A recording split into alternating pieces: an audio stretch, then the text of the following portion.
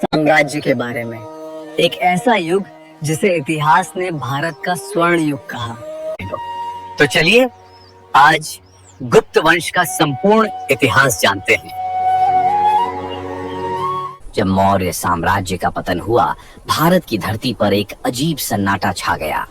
कभी चंद्रगुप्त मौर्य और अशोक का विशाल साम्राज्य रहा यह देश अब छोटे छोटे राज्यों में बढ़ चुका था।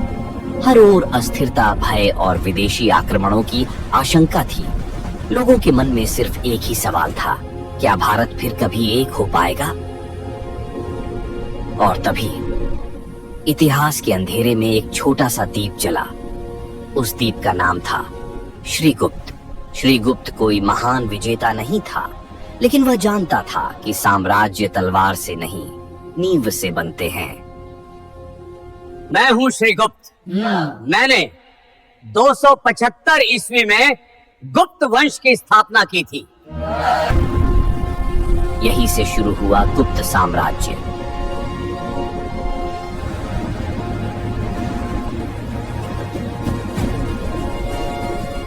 संभवतः अयोध्या उसकी राजधानी थी। उसके बाद आया उसका पुत्र घटोत्कच। घटोत्कच ने समझ लिया था कि सिर्फ युद्ध नहीं, राजनीतिक रिश्ते भी शक्तिशाली होते हैं। इसी सोच के साथ शुरू हुए गुप्त लिच्छवी संबंध। यही वह बीज था जो आगे चलकर इतिहास बदलने वाला था। अब मंच पर आते हैं चंद्रगुप्त प्रथम। यह वह शासक था जिसने रिश्तों को हथियार बना लिया। उसने लिच्छवी राजकुमारी कुमार देवी से विवाह किया। यह विवाह प्रेम से ज्यादा रणनीति का प्रतीक था। इस एक निर्णय से गुप्तों को वैधता मिली, उत्तर भारत का समर्थन मिला और शक्ति का संतुलन बदल गया। मैं चंद्रगुप्त प्रथम आज 319 ईस्वी में गुप्त संवत की शुरुआत करता हूँ बादशाह। यह घोषणा थी कि अब भारत में एक नया युग शुरू हो चुका है। इतना ही नहीं, उसने अपने जीवन काल में ही अपने पुत्र को सत्ता सौंप दी।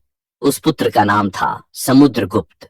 समुद्रगुप्त इतिहास का वह योद्धा जो तलवार भी चलाता था और वीणा भी बजाता था।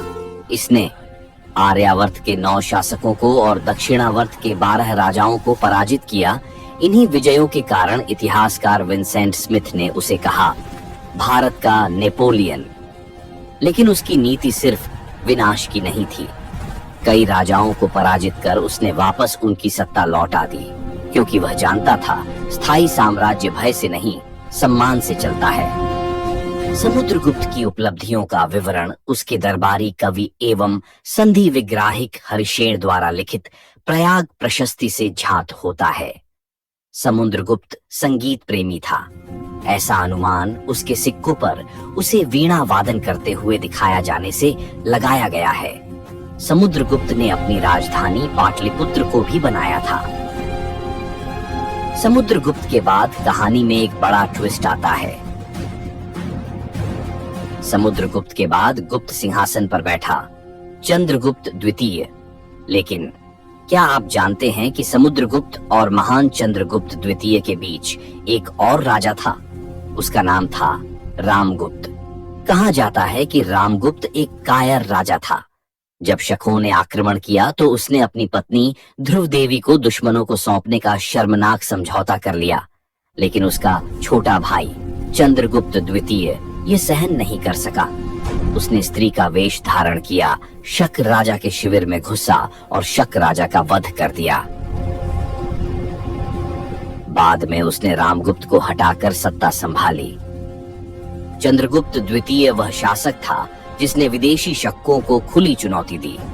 शक क्षत्रपों को पराजित कर उसने कहा, अब भारत पर विदेशी शासन नहीं चलेगा।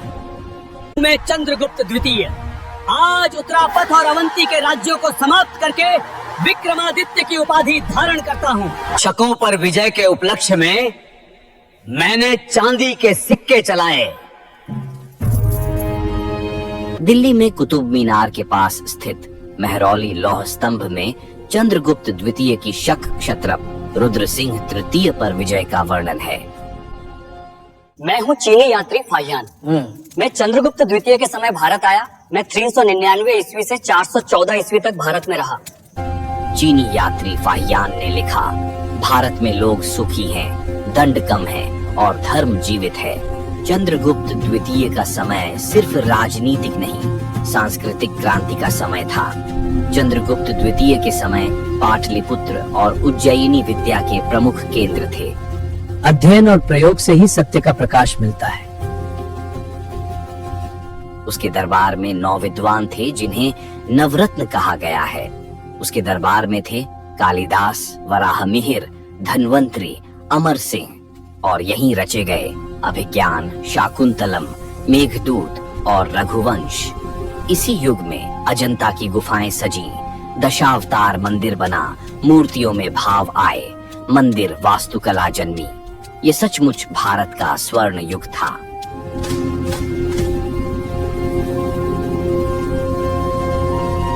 चंद्रगुप्त द्वितीय के बाद कुमारगुप्त प्रथम राजा बना। कुमारगुप्त ने सर्वप्रथम गुप्त मुद्राओं पर गरुड़ के स्थान पर मयूर को अंकित करवाना प्रारंभ किया। मैं कुमारगुप्त प्रथम। मैंने 427 ईस्वी में नालंदा विश्वविद्यालय की स्थापना की। नालंदा विश्वविद्यालय ज्ञान का ऐसा केंद्र था जहां एशिया भर से विद्यार्थी आते थे। लेकिन समय बदल रहा था। उसके बाद सत्ता संभाली स्कंदगुप्त ने। उसके सामने खड़ा था भयंकर संकट, हूणों का आक्रमण। स्कंदगुप्त ने वीरता से मुकाबला किया, लेकिन साम्राज्य अब कमजोर होने लगा था। फिर भी इतिहास ने उसे कहा, गुप्तों का अंतिम महान शासक।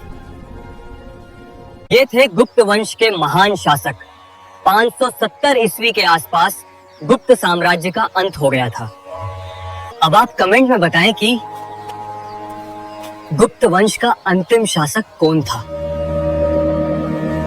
लेकिन गुप्त काल कभी समाप्त नहीं हुआ, क्योंकि मंदिर आज भी खड़े हैं, कालिदास आज भी जीवित हैं, आर्यभट्ट आज भी विज्ञान में चमकते हैं। इसीलिए इतिहासकार बर्नेट ने कहा, भारतीय इतिहास में गुप्त काल का वही स्थान है जो यूनानी इतिहास में पेरिक्लीस का। गुप्त काल में विष्णु शर्मा द्वारा लिखित पंचतंत्र को संसार का सर्वाधिक प्रचलित ग्रंथ माना जाता है। बाइबल के बाद इसका स्थान दूसरा है। आर्यभट्ट ने आर्यभट्टियम एवं सूर्य सिद्धांत नामक ग्रंथ लिखे। इसी ने सर्वप्रथम बताया कि पृथ्वी सूर्य के चारों ओर घूमती है। वीडियो अच्छी लगी हो तो लाइक जरूर करें और ऐसे ही इतिहास जानने के लिए चैनल सब्सक्राइब